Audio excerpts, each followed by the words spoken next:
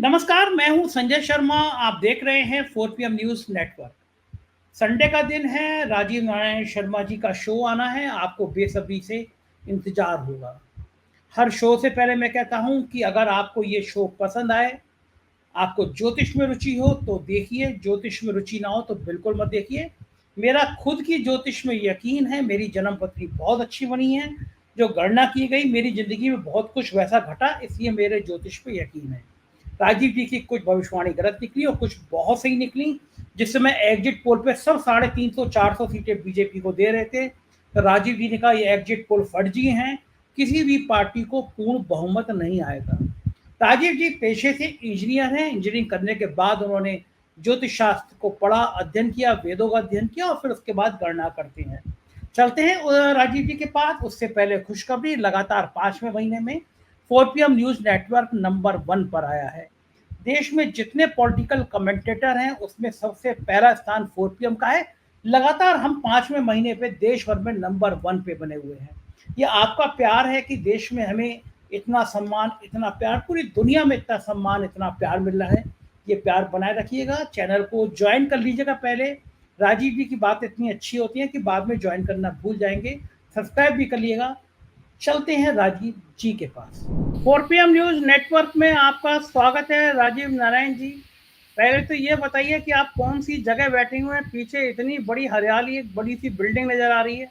ये रोज का बैकग्राउंड नहीं है आपका? आप कहाँ अवतरित हुए हैं, कहाँ हैं आप? संजय जी, दरअसल आपके 4 PM की वजह से मेरे कांटेक्ट में आए थे। पटियाला के बहुत बड़े आदमी हैं, वो पटियाला की रॉयल फैमिली से इनका लिंक है। तो वो उनकी कॉटेज है यहाँ पर, चैल करके हिमाचल में टूरिस्ट स्पॉट है। उनकी 5 कॉटेज हैं।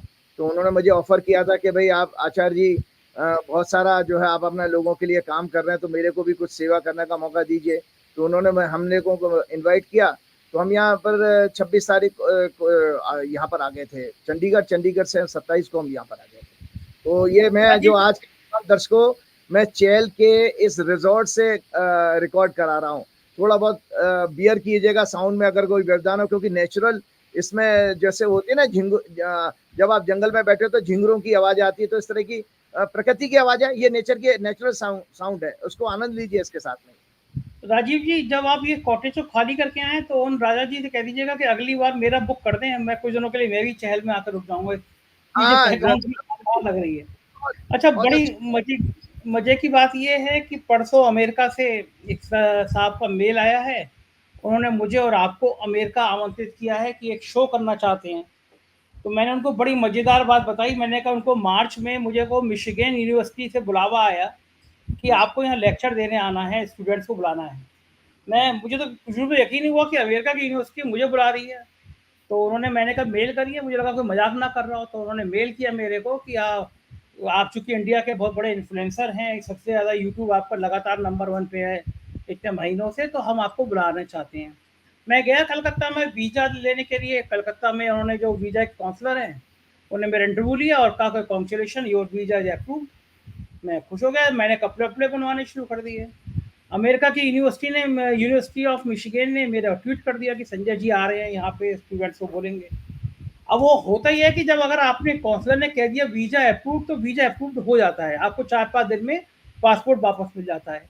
जब 10-15 दिन हो गए नहीं आया तो मेरे कान खड़े हुए। मुझे लगा कि कुछ यहाँ के कुछ बड़े बड़े लोगों ने मना तो नहीं कर दिया कि चुनाव से पहले मैं अमेरिका में गया खुराफात ना करूँ कुछ वहाँ जाके। तो मैंने उनको मेल किया, मेरा जवाब नहीं आया। फिर मैंने यूनिवर्सिटी को बताया। यूनिवर्सिटी ने 3-4 चिट्ठियाँ लिखी, 3-4 मेल किए, उनको फैक्स किया। लेकिन अच्छा। बार बार मेरे मेल पे लिख के आ जाता था कि आपका वीज़ा प्रोसेसिंग में है, अगर आपको पासपोर्ट जल्दी चाहिए तो पासपोर्ट वापस ले लीजिए। मैं हैरान।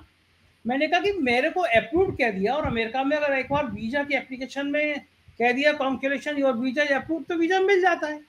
जी। पूरे मार्च के बाद में राजीव जी 4 महीने से ज़्यादा टाइम हो गया, मेरे को अभी तक वीज़ा नहीं मिला।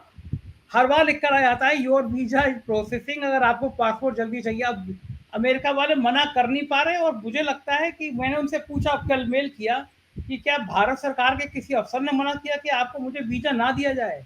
क्योंकि जितने लोग वीज़ा अप्लाई करते हैं या तो ओके हो जाता है उसी समय, या मना हो जाता है। ये कौन सी मेरी प्रोसेसिंग हो रही है? मैंने उनको लिखा कोई मुकदमा मुझ पे नहीं, कोई आपराधिक केस मुझ पे नहीं। इंडिया के सबसे बड़े पॉलिटिकल कमेंटेटर में हमारा चैनल, समस्या क्या हो रही है। तो मैंने उनको, अमेरिका वाले मित्र को कहा कि आपका देश अब इतना ज़्यादा भारत के अफसरों से प्रभावित होने लगा है, भारत के नेताओं से प्रभावित होने लगा है, ना तो मेरा वीज़ा कैंसिल कर रहा है और ना मुझे वीज़ा दे रहा है। तो मैं कहा भाई साहब, अगर वीज़ा मिल गया तो ज़रूर अमेरिका आएँगे, लेकिन मैं ये कह रहा हूँ आपकी केवल आपके एक बड़े ऐसे राजा जी ने आपको अपने महल में बुला के नहीं रखा है, अमेरिका भी आपको बुला रहा है, ये आपकी ब्रांडिंग का नतीजा है। नहीं शुरू देखिए, हमने आपने बहुत अच्छी बात की, बल्कि मैं सारे दुनिया के लोगों के साथ साथ अमेरिकन में, जो अमेरिका में भारतीय बैठे हैं, उनसे प्रार्थना करता हूँ, कृपया करके मुझे और संजय जी को जरूर बुलवाइए, क्योंकि अगर हम भारत की बात करते हैं कि भारत विश्व गुरु बनेगा, तो विश्व गुरु बनने के लिए कोई ना कोई ज्ञान, आपका नॉलेज जो आपका परचम लहरा सकता है, उसी से सिद्ध होगा। और ज्योतिष के बारे में संजय जी मैं बताऊं कि ज्योतिष एकमात्र ऐसा हमारी नॉलेज है, ज्योतिष और आयुर्वेद दो नॉलेज हैं जिसमें प्रत्यक्ष प्रमाण आते हैं। मतलब आयुर्वेद में भी अगर रोगी ठीक होगा तो लोगों का विश्वास बढ़ेगा।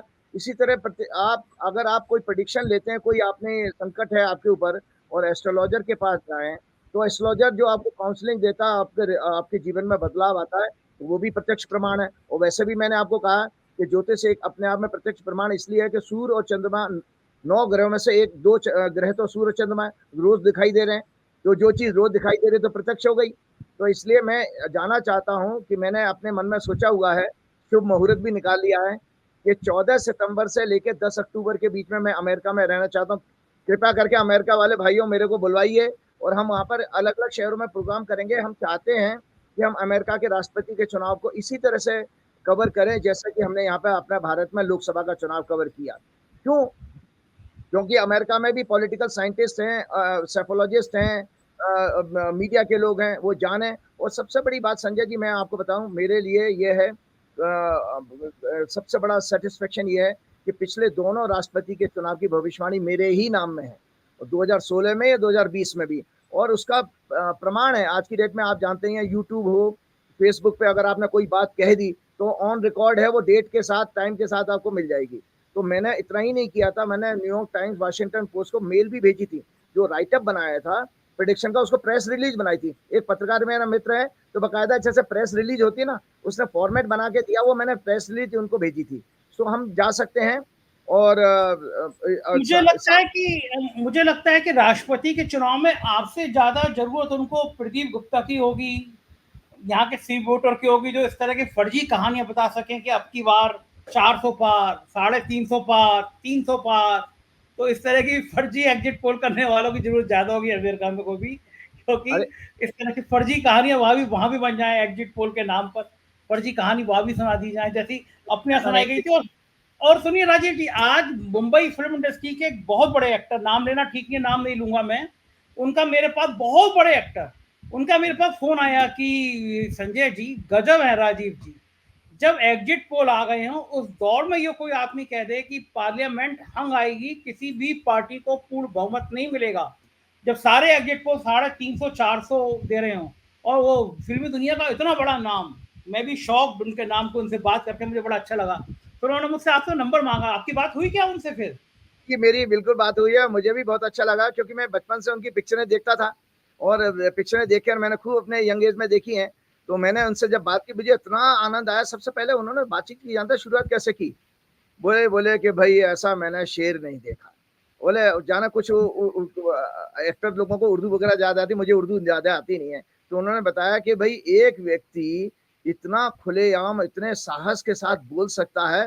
बोले मैं तो आपका बहुत बड़ा फैन हो चुका हूँ। मैंने कहा सर मैं तो आपका फैन हूँ। तो ये एक और इसी किस्से से सुना रहा हूँ आपको बात। जब हम शिकोहाबाद में शनिदेव का जन्मदिन मनाने के लिए गए थे, तो बहुत सारे यादव नेता वहां पर मेरे पास आए। और वो यादव नेता है कि जब उन्होंने हमसे ये कहा कि जब एग्जिट पोल आए थे, अब बड़ा नाम है, बड़े बड़े मीडिया के उद्योगपति चला रहे हैं उसको। और प्रदीप गुप्ता तो आपको पता ही है, वो आरएसएस बैकग्राउंड का आदमी है। यशवंत देशमुख भी नानाजी देशमुख का जो है क्या नाम है, रिश्तेदार है, भतीजा है, जाने क्या पोता है। तो वो उन लोगों ने बताया कि अखिलेश को 11 सीटें दे रहे थे, कितनी, तो इन लोगों ने, इन यादवों, 2 सीटें दे रहे थे, 2 सीटें अखिलेश यादव। इन्होंने जब वहां पर जाकर जब ये कहा कि अखिलेश जी को कहा, तो अखिलेश जी ने कहा 15 आ जाएंगी, 15 आ जाएंगी, अखिलेश जी मान रहे थे। लेकिन जब मेरा प्रोग्राम, हमारा आपका प्रोग्राम देखने के बाद उनको थोड़ी सी राहत आई। बोले कि हम थोड़ा सो तो पाए, अब देखते हैं, देखते जाइए। लेकिन जब परिणाम आए हैं तो उसके बाद वो पूरे लोग ये मानते हैं। और सबसे बड़ी बात यह है कि देखिए जिन एग्जिट पोल वालों के पास अरबों करोड़ों सैकड़ों करोड़ रुपए मिल रहा है उनको, हमारे पास क्या, हमने तो गणना की है। हम तो किसी चीज का डेट, टाइम और प्लेस के 3 इनपुट लेते हैं कुंडली बनाने के लिए। और ये इससे बड़ा मतलब ज्योतिष के लिए सुखद जो है कोई भी अनुभूति नहीं हो सकती कि भविष्यवाणी चैलेंज के साथ और मॉडर्न सिस्टम के आगे हुई है। तो ये बहुत अरे मेरे लिए राजीव सेटिस्फैक्शन। जी, राजीव जी, मुंबई में फिल्म इंडस्ट्री में आपका इतना जलवा है। बहुत बड़ा डायरेक्टर है तिमांशु धूलिया जी, उन्होंने क्या क्या शानदार पिक्चर, आपको याद होगा गैंग्स ऑफ वासेपुर में जो डायलॉग था, तुमसे ना हो पाएगा, तो वो आदमी भी बहुत अच्छे हैं और डायरेक्टर भी बहुत अच्छे हैं। तो मुझसे वो पूछ रहे थे कि यार ये गणना करते कैसे हैं, और बड़ी चर्च मुझसे बोले इनकी फिल्म इंडस्ट्री में बहुत लोग इनको सुनते हैं। अभी मेरे यहाँ ऑफिस में अनुभव सिन्हा जी आए, क्या शानदार पिक्चर बनाई है उन्होंने, मुल्क, आर्टिकल 15, और बहुत अच्छे इंसान है, वो भी मेरे ऑफिस में आए, तो वो भी आपकी बात जिक्र कर रहे थे। तो मैंने कहा कि वाह, राजीव जी ने फिल्म इंडस्ट्री में भी अपना झंडा गाड़ रखा है पूरा, है ना। तो लेकिन बड़ा अच्छा लगता है। चलिए अब आज का प्रोग्राम शुरू करते हैं। बहुत तो मैं देर, आपके जब मैं आपके ऑफिस में आया था तो आपने स्वरा भास्कर से भी तो मेरी बात कराई थी। हाँ, सौरभ भास्कर जी से बात हुई थी, तो मतलब कह रहा हूँ फिल्म इंडस्ट्री में बहुत लोग आपको दीवाने हैं आपके। चलिए बिल्कुल। शुरुआत करते हैं राजीव जी आज के कार्यक्रम की। हम लोगों ने आज बड़ी अनौपचारिक बातचीत शुरुआत में कर ली। लोग कहते हैं कि राजीव जी को ये सब पता कैसे चलता है। प्रधानमंत्री जी शपथ ले रहे थे, आपने अगले ही प्रोग्राम में मुझसे कहा कि बड़े अशुभ काल में शपथ हुई है। राजा, जब आपने कहा कि जब राजा कोई अशुभ काम करता है तो प्रजा को उसका दंड भोगना पड़ता है, और आपने कहा कि इन्होंने बड़े गलत टाइम पे शपथ ली है, देश को इसका दंड होना पड़ेगा, कई अशुभ घटनाएं होंगी। 9 तारीख या 10 तारीख में शपथ हुई है, आज तक एक भी दिन, अभी महीना नहीं हुआ है, एक भी दिन ऐसा बीत नहीं रहा है जब अशुभ घटनाएं हो नहीं रही हों। जब शपथ ली जा रही थी उसी समय तीर्थयात्रियों की बस पर हमला हो गया, 9-10 तीर्थयात्री मारे गए, 2 दिन फिर आतंकी घटनाएं हुई, उसके बाद एक के बाद रेल हादसा हो गया, निरी घटना है, रोज ये घटना हो रही है। अब जबलपुर का एयरपोर्ट गिरा, एक हिस्सा हम्म, गया, दिल्ली एयरपोर्ट पे छत गिर गई, एक व्यक्ति की, ड्राइवर की बड़ी दर्दनाक मौत हो गई। आज लद्दाख में हमारे 5 सैनिक बड़ी बहादुरी के साथ सुबह 4 बजे नदी पार करने का टैंक अभ्यास कर रहे थे, पानी बढ़ गया, पांचों जवान बह गए। आज पता चला जबलपुर, दिल्ली के बाद आज गुजरात के राजकोट में भी एक एयरपोर्ट पर एक टर्मिनल की कैनोपी गिर गई। एक के बाद मतलब कोई दिन ऐसा नहीं बीतता, सुबह उठते हैं भगवान से कहते हैं भगवान आज का दिन बीत जाए, कोई अशुभ समाचार ना मिले, लेकिन रोज ये अशुभ घटनाएं हो रही हैं। क्या इसका वाकई में प्रधानमंत्री के शपथ ग्रहण से, उनके काल से, आपने कहा राजा जब शपथ लेता है तो सूर्योदय के समय लेता है, और किसी मित्र ने कहा कि शायद भगवान राम ने भी शपथ शाम को ले ली थी, इसलिए वनवास हुआ उनको, मेरे मित्र, मुझे पता नहीं उस शपथ का टाइम, नहीं नहीं, लेकिन किसी ने कोई शपथ ली नहीं थी। अच्छा, अच्छा, अच्छा। हाँ, राजा तो बन ही कहा था, शपथ कहाँ होगी उनकी, तो ये बात सही कह रहे हैं आप, किसी ने कहा था। दूसरा ये मुझे बताया गया, आपने मुझसे कहा कि राजा को सूर्योदय के, क्योंकि राजा का सूर्य से ताल्लुक होता है, मुझे जी। ज्योतिष आ गई थोड़ी आपको सुन के। तो राजा जो है वो रात को सूर्योदय के बाद, सूर्यास्त के बाद शपथ नहीं लेता है, तो प्रधानमंत्री ने गलत किया ये। क्या इन सब बातों का, इस अशुभ काल का देश में जो घटनाएं हो रही हैं, क्या वास्तव में इसी से ताल्लुक है? अब इनको तो 5 साल सरकार चलानी है, तो ये अगर अशुभ काल ऐसा चलता रहा तो हम सबका होगा क्या? हमें तो डर लगने लगा है। हाँ जी। अब मैं आपको बात बताता हूँ, दर्शकों को सबसे बड़ी बात बताता हूँ कि जो हम लगातार नरेंद्र मोदी एक ही तरह की गलती कर रहे हैं, क्योंकि अहंकार है ना उनके अंदर। वो गलती क्या करते हैं कि किसी समय को महत्व नहीं देते। और आपको पिछले प्रोग्राम में मैंने कहा था कि प्रधानमंत्री कार्यालय वो बनारस के पंडितों को पास टाइम भेज देता है और उनसे कहता था इसको अप्रूव कर दो। मतलब पीएमओ भेज रहा है मुहूर्त निकलवाने के लिए, बेचारे वो पंडित लोग क्या करें, डर के मारे कह देते हैं। लेकिन उन पंडितों को भी इस चीज का दोष लगेगा, इसीलिए वो पंडित जी ऊपर चले गए जो अयोध्या में प्राण प्रतिष्ठा की पूजा कराने वाले। क्योंकि वो, और आपको बताऊं, वो हमने जब आपके लखनऊ वाले प्रोग्राम में आया था तो उस समय ही आपने मुझे न्यूज डिस्क्लोज की थी कि पंडित जी की डेथ हो गई है। और वो पंडित जी की डेथ नेचुरल डेथ नहीं हुई है, वो घर में अपने गिर पड़े थे, एक्सीडेंटल डेथ हुई है उनकी। तो एक्सीडेंटल डेथ खराब मानिए तो वो घर में अपने गिर पड़े थे, गिरने के बाद उनको ब्रेन हेमरेज हुआ, जाने क्या हुआ, उससे वो मर गए वो पंडित जी। तो मैं आता हूँ उसके बाद, देखिए एक सबसे बड़ी बात है ज्योतिष के बारे में हम जानेंगे। ज्योतिष काल गणना है, ज्योति जमा ईश, ये काल गणना है। ज्योतिष का दूसरा नाम काल गणना भी है, और ज्योतिषी को दूसरे नाम से काल गणक के रूप में भी जाना जाता है, जो काल की गणना करने वाला हो, ऐसा काल गणक। और भविष्यवाणी को काल कहा जाता है। मैं अक्सर काल गणना लिखता हूँ, जब भी ट्वीट करता हूँ काल गणना ग्रहों के योग बता के। तो मैं आज दर्शकों को जरा सा ब्रीफ इसके बीच में थ्योरी सी समझा देता हूँ, उससे हमारे बहुत सारे प्रश्नों का जवाब मिल जाता है। शास्त्रीय नियम, मुहूर्त का जीवन में क्या महत्व है? शास्त्रीय नियमों को अनुभव, तर्क, देश काल, पात्र की कसौटी पर लगातार जांचना परखना चाहिए। इससे आज के भौतिक युग में इनकी प्रामाणिकता स्थापित होती है और आज का समाज इसका ज्यादा से ज्यादा उपयोग करके अपना कल्याण कर सकता है। हमारे ऋषियों ने भी अपने पूर्ववर्ती ऋषियों तथा वैदिक ऋषियों के बनाए नियमों को जांचा परखा था। उनमें समय समय पर समुचित परिवर्तन करके लोगों को उनका उपयोग करके कल्याण का मार्गदर्शन किया। यही शास्त्र की शास्त्रीयता है। जैसे ऋषि होते थे, हमारे रिसर्च स्टूडेंट होते थे कि अगर पूर्व काल में किसी ऋषि ने कही है तो आज के संदर्भ में उस चीज को चेक करेंगे। तो काल में आपको मुहूर्त वो क्षण है। मुहूर्त क्या है? काल ही भाग्य का जनक है, इसी से भाग्यफल प्राप्त होता है। काल पर मनुष्य का नियंत्रण नहीं है। गर्भाधारण का समय जन्म मनुष्य के हाथ में नहीं है, अतः किसी घटना या कार्य की शुरुआत काल के समय में ही उसकी सफलता असफलता निश्चित हो जाती है। आपको पता है, जिस समय जो आप काम कर रहे हो उस काम का सक्सेस और फेलियर वहीं डिसाइड हो जाता है बाबूजी। आपके कितनी आपने मॉडर्न डिग्री ली है, कितने बड़े लंबे चौड़े पर्सनैलिटी का कोई मैटर नहीं करता भगवान के आगे। तो वह लिखते हैं, मुहूर्त वो क्षण या समय है जो विभिन्न ग्रहों के गोचर से उत्पन्न होता है, जो किसी भी कार्य या जीवन के सफलता या असफलता के रहस्य को अपने अंदर छिपाए रखता है। यह 2 घटी यानी 48 मिनट का होता है। 2 घटी का होता है मुहूर्त। पंडित जी पुराने कहते हैं ना 2 घटी का, 48 मिनट का होता है। इसमें विभिन्न ग्रहों के और नक्षत्रों की कार्यों को सफल बनाने की ऊर्जा समाहित होती है। मुहूर्त के विभिन्न अंग हैं आयन, उत्तरायण या दक्षिणायन, मास, नक्षत्र, तिथि, वार, योग और लग्न इत्यादि, जो सूर्य और चंद्रमा के गोचर पर आधारित है। अब वर्तमान काल में क्या हो रहा है? हमारे वर्तमान काल में हमने अपनी जो मॉडर्न डिग्रियां हैं इनसे थोड़ा सा अहंकार तो आ गया है। इसको अज्ञानता कहा जाता है, क्योंकि ज्ञान 2 प्रकार के होते हैं, याद रखिएगा। नॉलेज 2 प्रकार की होती है, एक सामान्य ज्ञान और एक विशिष्ट ज्ञान, स्पेशल नॉलेज। तो सामान्य ज्ञान वही कहा जाता है जिससे आपकी जीविका चलती है। आप पत्रकार बन जाइए, आप डॉक्टर बन जाइए, आप वकील बन जाइए, आप इंजीनियर बन जाइए, ये सामान्य ज्ञान है। लेकिन जो विशिष्ट ज्ञान है वो आत्मज्ञान कहा गया है, जिसको ब्रह्म ज्ञान भी कहा जाए। तो ज्योतिष तो ब्रह्म ज्ञान का भी हिस्सा है और आत्म क्या नाम है, सामान्य ज्ञान भी है। आज के आधुनिक वैज्ञानिक और भोग के युग में मनुष्य सारे सांसारिक सुखों को पाने के बाद भी खुश नहीं है संजय जी, संतुष्ट नहीं है। चिकित्सा विज्ञान ने तरक्की की है, परंतु रोगियों की संख्या लगातार बढ़ती जा रही है। उसको नियंत्रित करने का उसके पास कोई समाधान नहीं है।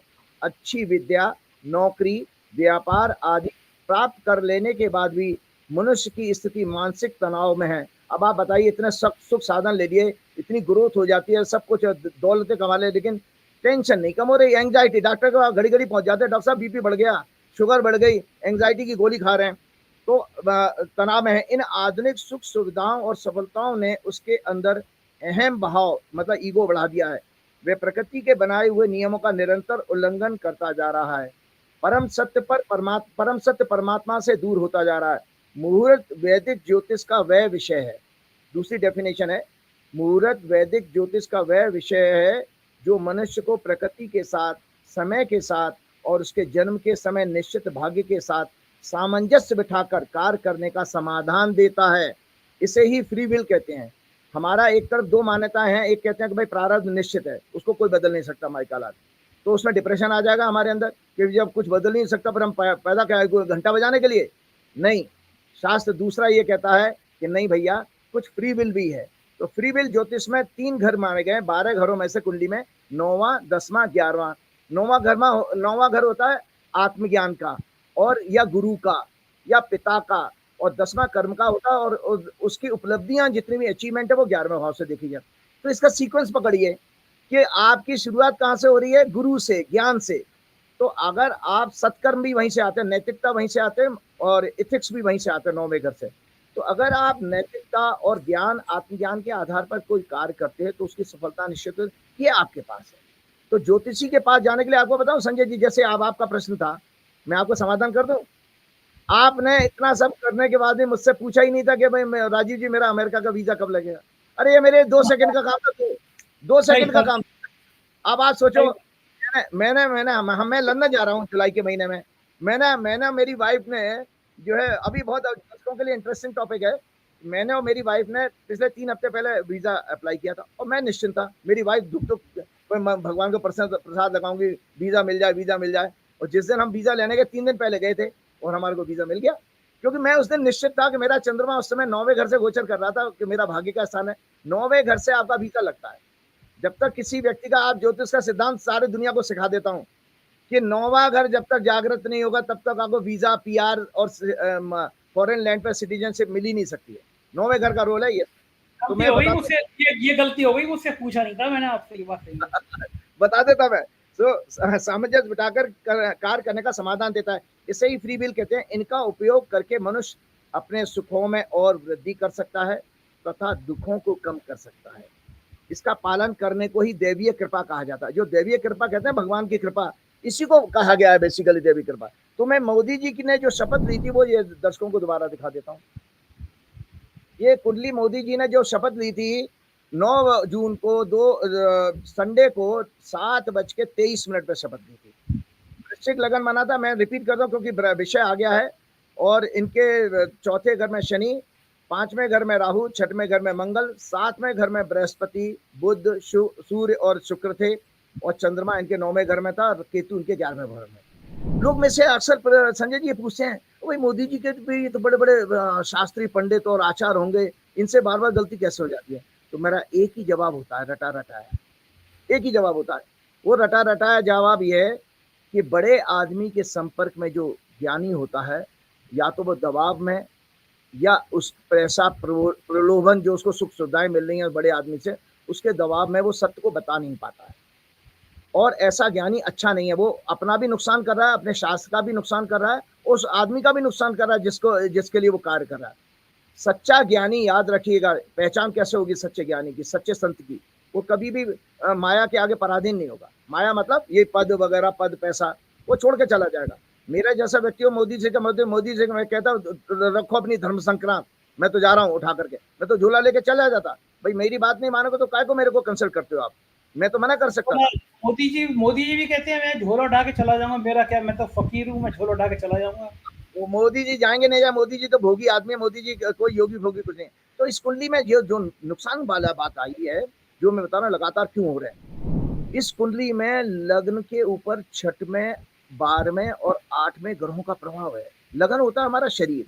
और याद रखिए, मैंने पिछले प्रोग्राम में भी कहा, हर प्रोग्राम में ये कहूंगा, जब भी किसी व्यक्ति के लगन पर 6, 8, 12 का 6, 8, 12 कुंडली के जो संकट कहे गए हैं ज्योतिष में हमारे जीवन के, 6वें घर से नाना प्रकार के संकट, रोग, ऋण, शत्रु, 8वें घर से छद्म युद्ध या छल कपट या जेल जाना, और 12वें घर से अपमान, टैक्स वगैरह के छापे, ईडी फीडी सीबीआई के छापे, सारे 12 घर से आते हैं। तो ये नाना प्रकार के संकट। और 8वें घर से बीमारी आती है, क्रोनिक लेवल की बीमारी, जो कैंसर जैसी बीमारी जो कभी ठीक ना हो। और 6वें घर से बीमारी आती है क्यूरेबल जो होती है, इनक्यूरेबल बीमारी 8th हाउस से आती है। तो इनका प्रभाव लगन पे आ जाए तो उसका मतलब आयु कम है उसकी। तो मैं बार बार ये कह रहा हूँ, नरेंद्र मोदी ने जो शपथ ली है, इनके इस कार्यकाल की आयु बहुत कम है। कितनी कम है उस पर मैं आगे टॉपिक में लेकर के आता हूँ। लेकिन आयु कम है तो बाबूजी इसमें वो जो जितने दिन जिंदा रहोगे वो भी तो अच्छे नहीं है। 6, 8, 12 का कनेक्शन समझ लीजिए संजय जी ऐसा ही है कि जैसा एक व्यक्ति सामने से हुष्ट पुष्ट दिखाई दे रहा है, हेल्दी दिखाई दे रहा है बिल्कुल, और अंदर उसको बीमारियां लगी पड़ी हैं। जब वो डॉक्टर के पास चेकअप कराने जाए और डॉक्टर कहे भैया तुम्हारा तो आर्टरी सारी ब्लॉक है, तुम्हारा तो लीवर फैटी लीवर है, तुम्हारे तो किडनी भी 50% काम कर रही है, तो इसको कहते हैं धीरे धीरे इंसान को जब वो बिस्तर पर पड़ता है तो उसको मल्टीपल ऑर्गन फेलियर हो जाता है। तो नरेंद्र मोदी जी की सरकार ये बेसिकली वो उस समय उस मुहूर्त में बनी है जिसमें मल्टीपल ऑर्गन फेलियर होगा। मल्टीपल ऑर्गन फेलियर मतलब चारों दिशाओं से ये हर पॉलिसी में पिटेगी सरकार। इसके ये कटघरे में इस पे इतने ज्यादा केस दर्ज होंगे, इस पे इतने ज्यादा विरोध होंगे, जनता का विरोध होगा। जैसे आप देख रहे हैं ना कि जो परीक्षा लीक का मामला है, नीट का मामला है, वो संसद में कितना बड़ा मुद्दा बन गया। और मोदी जी के सरकार के मंत्री, मोदी जी के अफसर उस पर कोई डिफेंड नहीं कर पा रहे हैं, क्योंकि इसमें आपकी जानकारी के लिए बता देता हूँ, इतना ज्यादा खराब इसके अंदर वो स्कैम निकल के आया है हजारों लाखों करोड़ का, कि जो भर्तियां की गई हैं इसमें संघ के विचारधारा वाले लोगों को, वो भाई साहब केंद्रीय भर्ती में भी मैनिपुलेशन करके पर्चे लीक करा के अपने लोगों को उसमें फिट किया गया है। जहाँ पर उनको लगता था कि डायरेक्ट लेटरल एंट्री नहीं हो सकती, लेटरल एंट्री होती है ना, सिफारिश से डायरेक्ट नौकरी लगवा दी। अब कुछ जगह पर तो है आपके सारे पद तो आप ऐसे भर नहीं सकते, कुछ जगह कंपटीशन कराना पड़ेगा। तो कंपटीशन में भी ये पूरा स्कैम है। किसी के, मैं बहुत अच्छा प्रोग्राम कहीं पढ़ रहा था कि ये इसमें बहुत बड़ा आर्टिकल आया है कि इसके अंदर बहुत बड़ा स्कैम छिपा हुआ, जिसमें पूरा मोदी का मंत्रिमंडल शामिल है, जिसमें प्रधानमंत्री कार्यालय, होम मिनिस्टर और शिक्षा मंत्री सब शामिल है। तो ये इसका पर्दाफाश भी होगा, क्योंकि इस कुंडली में जो मैंने अभी दिखाई थी मोदी जी की शपथ ग्रहण समारोह की, इस कुंडली में 5वां घर पीड़ित है और पापकर्त्री में एक तरफ शनि है, दूसरी तरफ उसके मंगल है। पापकर्त्री कहते हैं नेबरहुड को, कि अगर हमारे अरावर बराबर में 2 क्रूर ग्रह बैठ जाएं तो ऐसे में आपके उस घर की जो है ग्रेविटी जो है कम हो जाती है, उसकी डिग्निटी कम हो जाती है। जैसे अगर आप कहीं सफर में जा रहे हो, कैसे कम हो जाती है, ज्योतिष का साधारण भाषा में समझा देते लोगों को। पापकर्त्री होता है कि नेबरहुड में अगर प्लेनेट पाप ग्रह हो तो उस ग्रह की आपकी जो है अच्छे रिजल्ट देने की पावर कम हो जाती है। तो इसमें मोदी जी की इस कुंडली में वो बुद्धि और शिक्षा का घर है, विजडम का भी घर है। इस सरकार के पास कोई विजडम नहीं होगा। ये सरकार जनता के लिए भी, और 5वां घर संतान का भी होता है, जनता के लिए कोई काम नहीं कर पाएगी।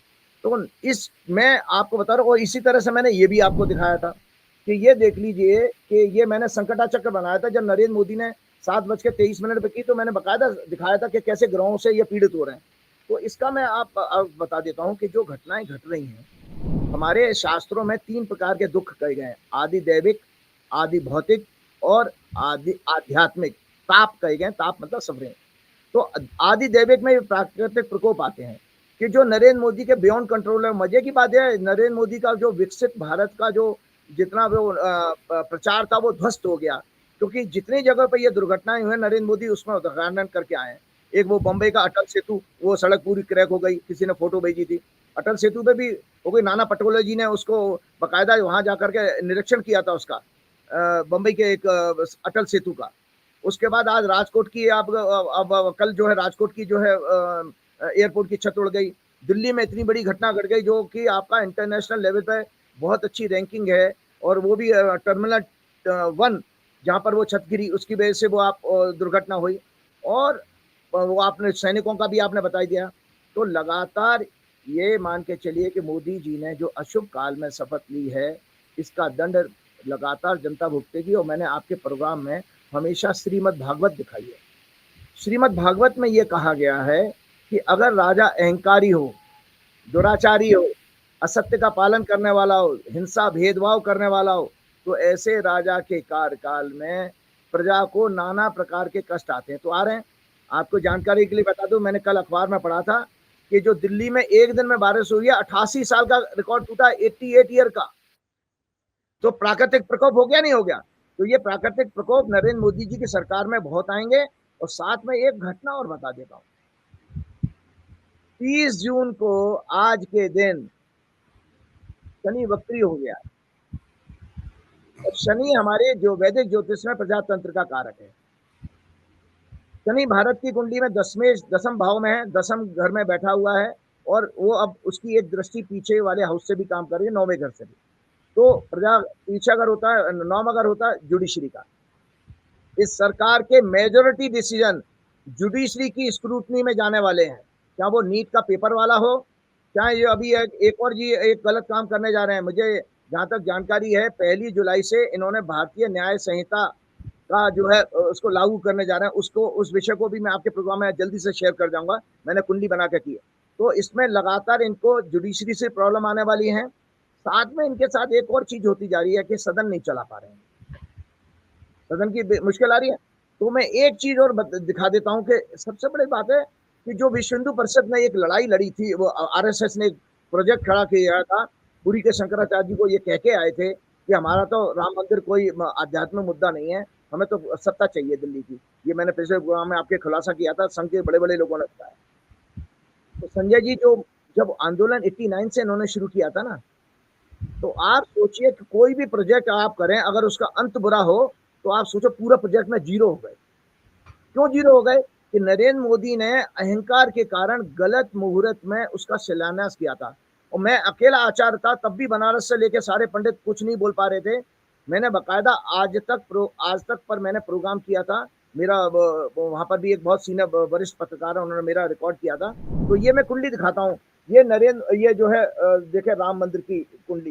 राम मंदिर की जब प्राण प्रतिष्ठा की थी तो दर्शकों ये उन्होंने मोदी जी ने की है 5 अगस्त 2020 को लगभग 12 बजे से 1 बजे के बीच में की थी अयोध्या में। ये तुला लगन बना था और इसमें तीसरे घर में बृहस्पति केतु के साथ थे, चौथे घर में शनि, पांचवें घर में चंद्रमा, छठवें घर में मंगल, 10वें घर में सूर्य और बुध थे और शुक्र जो है 9वें घर में राहु के साथ थे। तो मैंने बकायदा इसमें दोष बताए थे। ये इसलिए बता रहा हूं क्या राम मंदिर की छत टपक रही है, जो राम पथ आपने बनवाया उसमें बड़े बड़े गड्ढे हो गए हैं। और मैं कल अखबार में पढ़ रहा था कितने एग्जीक्यूटिव इंजीनियर और इंजीनियर पीडब्ल्यू सीपीडब्ल्यू के सस्पेंड कर दिए गए। भैया इस समय क्यों हुआ? आपके अच्छा, मजे की बात यह है कि अयोध्या में जो मैंने जिक्र किया, बड़े बड़े ठेके गुजरात की कंपनियों को दिए गए। अब सामने आ गया, जो सड़क धसी है वहां पे सिवर लाइन का ठेका गुजरात की कंपनियों को, लेकिन उसको ब्लैक लिस्टेड नहीं किया गया। हिम्मत नहीं है यूपी के अफसरों में कि गुजरात की कंपनी को ब्लैक लिस्टेड कर दे, उसको सिर्फ नोटिस दे दिया गया। रेलवे स्टेशन का उद्घाटन अयोध्या के मोदी जी करके उसकी बाउंड्री वॉल गिर गई। ये अयोध्या का हाल है कि मंदिर की गर्भगृह की छत लीक कर रही है। मुख्य पुजारी कह रहे हैं यहाँ मूर्ति रखी है, वहां से पानी निकल नहीं पा रहा। इन्होंने तो मंदिर को भी नहीं छोड़ा। जमीन जब मंदिर की बनाने जा रहे थे तो जमीन खरीद में घोटाला किया। चंपत राय पे गंभीर आरोप लगे, राम मंदिर ट्रस्ट पे लगे, लेकिन भगवान राम ने दिखा दिया। जो ट्रस्ट के संयोजक है, अध्यक्ष है नृपेंद्र मिश्रा, मुलायम सिंह के सचिव थे जब कार सेवकों पे गोली चली। वहां के कार सेवक कहते हैं गोली चलाने का आदेश तो नृपेंद्र मिश्रा ने दिया था। वो राम जन्मभूमि ट्रस्ट के अध्यक्ष हैं और नतीजा भगवान राम ने दिखाया कि बेटा साकेत लड़ा था, उनका बेटा हार गया। और अयोध्या का ये हाल, बीजेपी हारी लेकिन पोल पट्टी खुल गई विकास कार्यों की। क्या भगवान राम ने दिखा दिया कि बेटा राम के नाम पे धंधा करोगे यही होगा?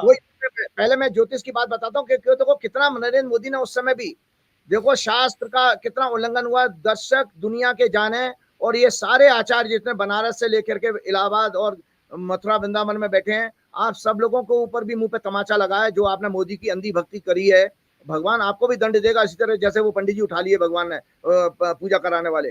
तो मैं आपको बता रहा शिलान्यास दक्षिणायन सूर्य में हुआ था, जबकि हमेशा शिलान्यास नींव भरने जैसा काम हमारे शास्त्रों में कहा गया उत्तरायण सूर्य में होना चाहिए। उत्तरायण सूर्य होता है जब मकर संक्रांति से शुरू कर कर्क संक्रांति तक जब सूर्य का गोचर होता है 6 महीने, उसको उत्तरायण कहा जाता है। अगस्त में तो वो जुलाई वाला महीना निकल गया, तो ये दक्षिणायन सूर्य में हुआ। चर लगन में हुआ था मूवेबल साइन में, जबकि नींव और छत लेंटर आदि जो है चर लगन में नहीं डाले जाते हैं। सनातन वैदिक धर्म के कारक बृहस्पति राहु केतु से पीड़ित थे उस समय, गुरु चंडाल योग बन रहा था। दूसरा शुभ ग्रह और भारत की कुंडली का लग्न शुक्र भी उस दिन पीड़ित था राहु से। लग्न शनि मंगल से पीड़ित था, किसी दुर्घटना या अशुभ समाचार का संकेत दे रहा था। आत्मा का कारक सूर्य शनि से पीड़ित था। ये मैं दर्शकों आज आपके सामने डिटेल में लेकर के आ रहा हूं। जो प्राण प्रतिष्ठा की गई थी मंदिर की, कितनी खोटी और कितनी अशुभ काल में की थी। परिणाम मोदी ने भोगा है, वो इसीलिए भोगा है, इसके लिए मुझे ये डिटेल में बताना पड़ रहा। आत्मा का कारक सूर्य शनि से पीड़ित, राजा या गवर्नमेंट मशीनरी के अहंकार और राजनीतिक महत्वाकांक्षा का संकेत दे रहा है। मन और भक्ति का कारक चंद्रमा पाप करती मंगल शनि के बीच में था। सूर्य और चंद्र षडाष्टक योग बना रहे थे उस दिन 5 अगस्त 2020 को। चंद्रमा राहु के नक्षत्र में था, यानी इस मंदिर में भक्ति भाव कभी नहीं आएगा। मैं आपको बता देता दर्शकों, राम मंदिर में आपको भक्ति कभी नहीं मिल पाएगी, क्योंकि उसमें उसकी बिगनिंग ही गलत समय पर हुई है। तो मैंने लिखा है कि चंद्रमा राहु के नक्षत्र में था, यानी इस मंदिर में भक्ति भाव कभी नहीं प्राप्त होगा और भक्त प्रसन्नता और आनंद कभी महसूस नहीं कर पाएंगे। आप धक्का खाकर दर्शन कर आए, मूर्ति झांक के देखा है, कोई मुजरा हो रहा है वहां पर क्या जो आप झांक के आ गए? दरअसल मंदिर का मतलब होता है वो आध्यात्मिक शक्ति आपको महसूस होनी चाहिए। जैसे मैं संकट मोचन हनुमान मंदिर में गया था संजय जी, इतना आनंद आ रहा था, इतनी जबरदस्त वाइब्रेशन अच्छी है उस मंदिर में, बाप रे बाप। वो तुलसीदास जी को हनुमान जी ने उसी जगह पे दर्शन दिए थे। वो स्वयंभू मूर्ति है, तुलसीदास जी ने बनाई नहीं थी।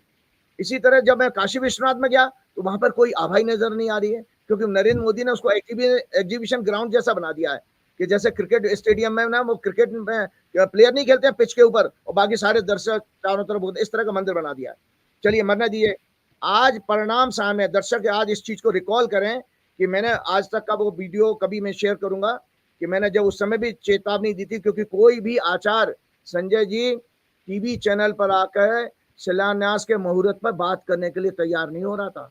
सबके सब ढपली बजा रहे थे, केवल हनुमान जी ने मुझे खड़ा किया आगे उस समय। तो मैं आज वो परिणाम बताता हूँ। आज परिणाम सामने है, भाजपा, विश्व हिंदू परिषद, संघ सभी के लिए अपमान की स्थिति बन गई है।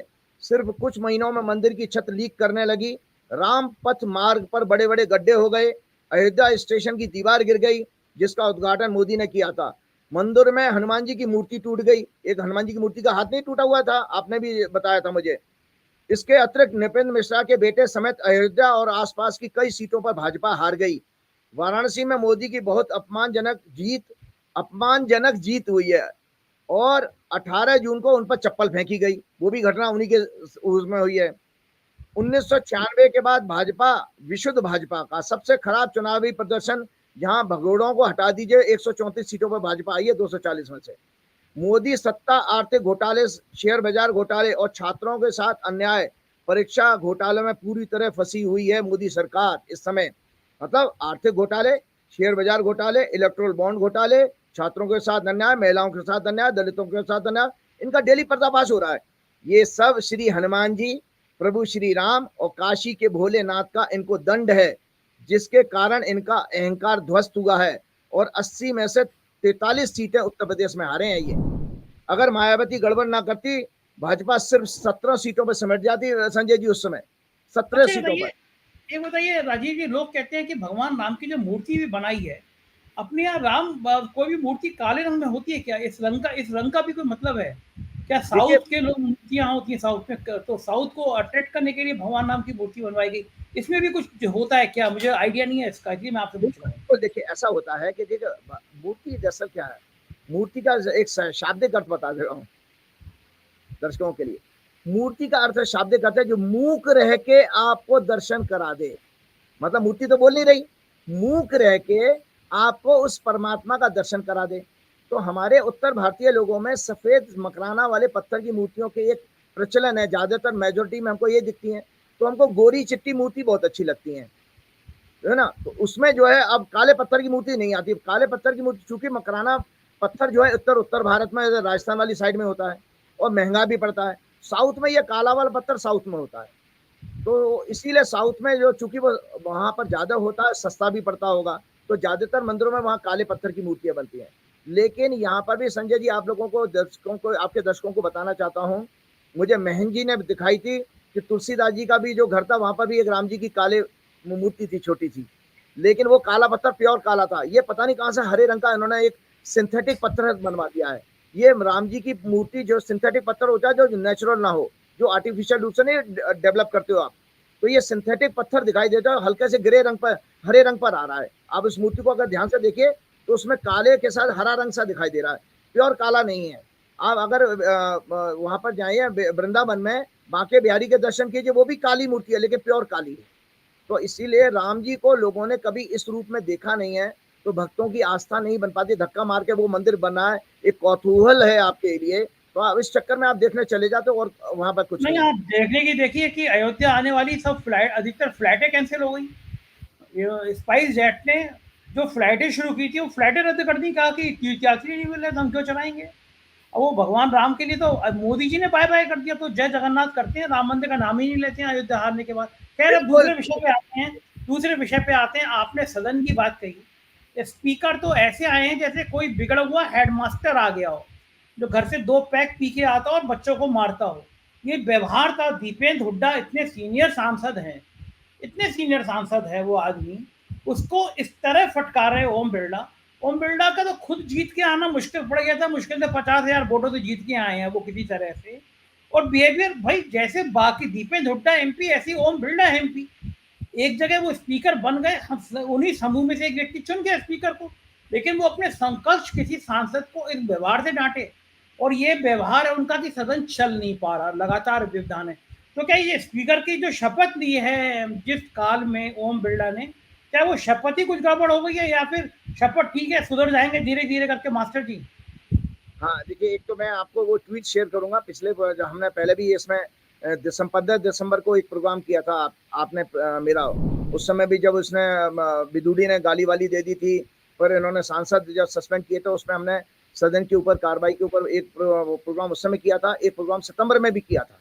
तो मैं आज दर्शकों को बता देता हूँ, ये कुंडली है हमारी जो नई संसद बनी थी।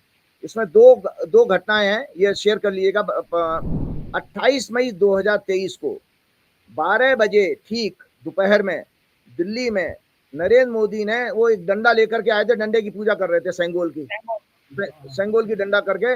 और मतलब ये सोचिए, इतना हमारा जो कुछ, अब मेरे को भी एक चैनल ने फोन किया था कि आचार्य जी वो उस समय जो नई संसद का उद्घाटन हो रहा है उसमें प्राण प्रतिष्ठा के समय, सॉरी जो नई बिल्डिंग के इनॉग्रेशन के समय कुछ मंत्रोच्चार के होगा, तो उसके ऊपर कुछ आप टिप्पणी करने के लिए आप आ जाइए। मैंने साफ हाथ मैंने जोड़ दिए थे उस चैनल के। मैंने भैया मैं नहीं आ सकता, ये तो कोई मुहूर्त ही नहीं है, इस मुहूर्त में कैसे मैं उसमें, और डंडे की पूजा का कोई हमारे शास्त्रों में वर्णन ही नहीं है।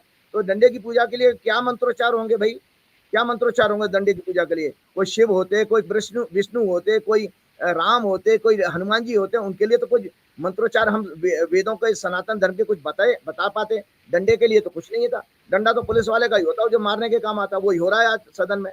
तो इसमें प्रैक्टिकली टेक्निकल प्रॉब्लम क्या आ रही है कि ये सिंह लगन में ये क्या नाम है संसद की उद्घाटन हुआ था 28 मई को, और इसमें सूर्य 10वें घर में था। और लगन पर उसी तरह से जैसे नरेंद्र मोदी ने जब ओथ ली है ना अभी शपथ की, तो मैंने बताया ना आपको दर्शक लगन पर 6, 8, 12 का प्रभाव है।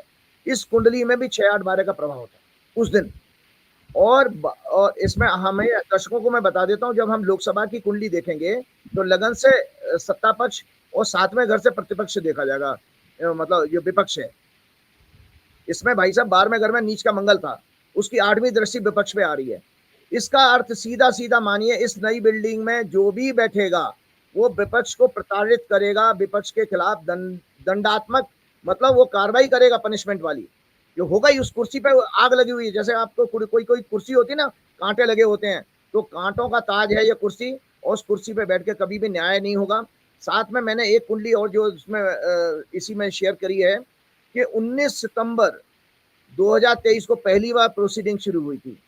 19 सितंबर 2023 को बना था, आपका उद्घाटन किया था ना 28 को, और जब मानसून सेशन के आखिरी दिन, दर्शक रिकॉल कर रहे हैं, 1:16 पर ओम बिरला ने हेलो का शब्द बोला है माइक पे खड़े होकर, तो हमने उसको माना कि वो अब प्रैक्टिकली जन्म हो गया उसका बिल्डिंग का।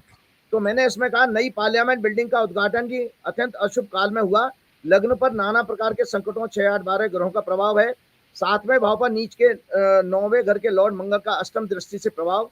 इस सदन में सदैव स्पीकर द्वारा विपक्ष के लिए दंडात्मक कार्रवाई और सौतेला व्यवहार होगा, हमेशा होगा सौतेला व्यवहार। शास्त्र विहीन पूजा सेंगोल आदि के द्वारा ढोंग किया गया, भगवान में गीता में इसे लाभकारी नहीं बताया है। दूसरा मैंने जो कुंडली बताई, ये धनु लगन की कुंडली बनती है जब इन्होंने सदन की पहली कार्रवाई जब शुरू हुई है। धनु लगन फायरी लगन है, आपको याद है हमने प्रोग्राम पहला किया था तो मैंने कहा था फायरी लगन है, आग लगा देगा। तो इस लगन में तीसरे घर में शनि और 5वें घर में राहु और बृहस्पति हैं, मतलब विजडम इस सदन का मर गया है। इस सदन में कभी भी विजडम और नैतिकता की बातें नहीं होंगी कभी। और चंद्रमा भी पीड़ित है, मतलब फीलिंग्स इमोशंस किसी की कोई शेयर नहीं होगी, ना जनता के लिए कभी हितकारी यहाँ पर पॉलिसी बनेगी। ये अभी जो भारतीय न्याय संहिता का कानून लेके आ रहे हैं इसी सदन में लेके आए हैं, कब लेके आ रहे थे? जब उन्होंने 80-90 सांसद सस्पेंड कर दिए थे, तब तो चोर दरवाजे से किया था। बुध इसमें 5वें घर में 9वें घर में है, मंगल और सूर्य इसमें 10वें घर में। 10वें घर में मंगल और सूर्य अगर हो तो ऐसा आदमी क्रूर से क्रूरतम होता है, क्योंकि 10वें घर में मंगल और सूर्य दोनों फायरी प्लेनेट हैं और दिग्बली होते हैं, इनको डायरेक्शनल स्ट्रेंथ मिल जाती है। और मंगल की चौथी दृष्टि लगन पर चली गई और इसमें शुक्र 8वें घर में। तो मैंने बताया था कि इसीलिए ये कुंडली फायरी लगन इंडिकेट करता है देयर में B heated and violent aggressive abusive debates, झगड़े में गाली गुफ्तार भी होंगी, जो हो गई थी। उसने वो बहुत गंदी गाली देती थी उसने। और क्या ना सस्पेंशन यानी पुलिसिया कार्रवाई होगी। स्पीकर का डिक्टेटर जैसा व्यवहार सदैव होगा। सदन का जनता में परसेप्शन अच्छा नहीं होगा। विपक्ष और जनता के साथ हमेशा इस सदन में अन्याय होगा और स्पीकर का ईगोइस्ट बिहेवियर रहेगा। सरकार द्वारा जन भावना के विपरीत विपक्ष की उपेक्षा करके उनके विरुद्ध कार्रवाई करके छल कपट के द्वारा गलत नीयत से नए कानून बनाए जाएंगे इस सदन में, जब तक ये सदन रहेगा। इस सदन में आगजनी, हिंसा, झगड़े और पुलिस एक्शन जैसे कार्रवाई हो सकती है, आतंकवादी घटनाएं हो सकती हैं। सदन के चैनल भी बायस होकर के गलत रिपोर्टिंग करेंगे, जो लोकसभा और राज्यसभा के चैनल नहीं है। दशांश कुंडली में 410 एक्सेस में राहु, मून, बकरी, नीच का शनि चौथे भाव में और केतु और शुक्र 10वें भाव में होंगे। ये इसकी जो कैरियर चार्ट बनता है। सदन की कार्रवाई महिलाओं, छात्रों, दलितों, गरीबों, अल्पसंख्यकों और विपक्ष के लिए अन्यायकारी होगी, उनकी आवाज दबाने वाला होगा। एक मोटी बात कह देता हूं, उसके बाद प्रोग्राम खत्म करना चाहूंगा। ये सदन भारतीय इतिहास में अनेक मनहूस घटनाओं का गवाह बनेगा। दोबारा रिपीट कर रहा हूं, ये सदन भारतीय इतिहास में अनेक मनहूस घटनाओं का गवाह बनेगा। इसे सदैव के लिए डिस्कार्ड कर देना चाहिए, खत्म कर देना चाहिए। चलते चलते एक कुंडली दिखाता हूं, वो उसके बाद छोटा सा 2 मिनट लूंगा। ये राहुल गांधी की कुंडली है, ये राहुल गांधी की कुंडली है। राहुल गांधी की कुंडली 19 जून 1970 का जन्म और तुला लगन की कुंडली। तीसरे घर में चंद्रमा, 5वें घर में राहु, 7वें घर में शनि, 8वें घर में बुध, 9वें घर में मंगल और सूर्य। इसीलिए पिता का इनकी बहुत ट्रेजिक देहांत हुआ था। सूर्य और मंगल 9वें घर में बैठे, 9वां घर पिता का होता है और नीच के शनि से दृष्टि मिल रही है, इसलिए पिता की दर्दनाक मृत्यु होगी, ये इनकी कुंडली में आ रहा है।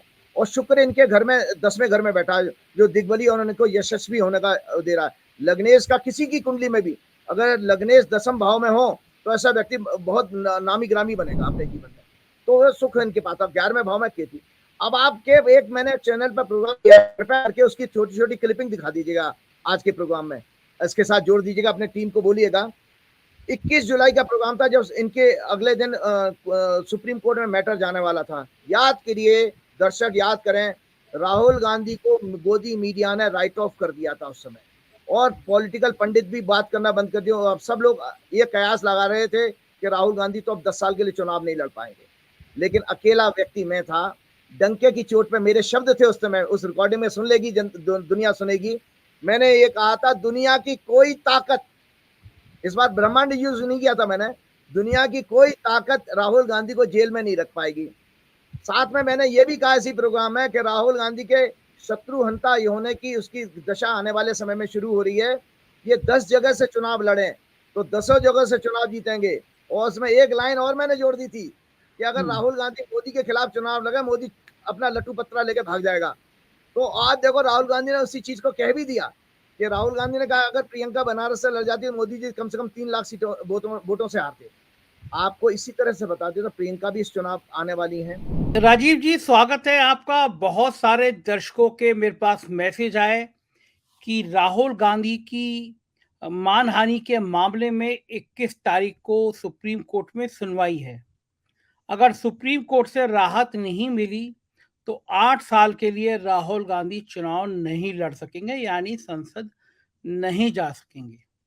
तो मेरे पास बहुत सारे दर्शकों ने मैसेज किए कि मैं आपसे पूछूं, क्योंकि आप जो हैं वो दिन की घटना का समय देख के अनुमान लगा देते हैं, और मैं खुद हैरान हूं कि पिछले दिनों जो आपने भविष्यवाणी करी, उस भविष्यवाणी में से बहुत बड़ा हिस्सा सच होता जा रहा है।